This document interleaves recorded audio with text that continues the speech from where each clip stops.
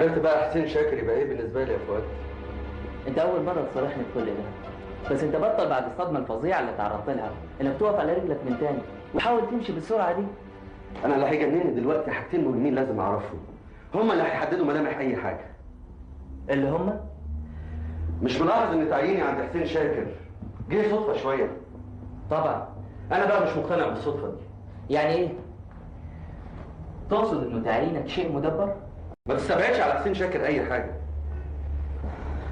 نفترض، لكن قول لي انت الاول، ايه الحاجه التانيه المهمه اللي شغلاك؟ ما دام حسين شاكر صاحب الشركات الكبيره دي يبقى اكيد بلغوا اللي بعمله في القصير.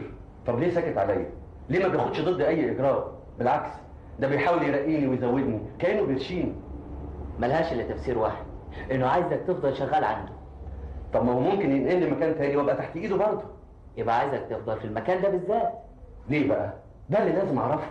انت ما جاتلكش اخبار عن هدى خالص؟ يعني ما سمعتش انها اتجوزت او اتخطبت؟ لا ما سمعتش حاجه يا فؤاد. ما دام اتدخل بحياتهم بالشكل ده يبقى اكيد حب يجوز هدى لحد تاني، وعرف بحكايتها معاك فحب يبعدك عنها عشان تنساك وتقبل اللي هو عرضه عليها.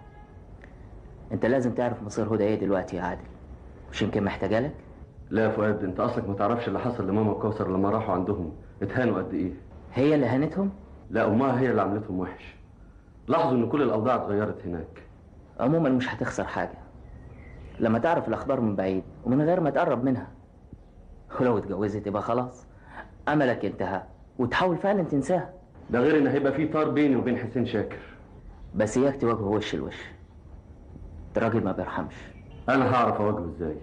سيب لي حكايه الاخبار دي، انا هعرف اوصل لها ومن بعيد، بس سيب لي عنوانها وقبل ما تسافر هيكون كل شيء بين ايديك.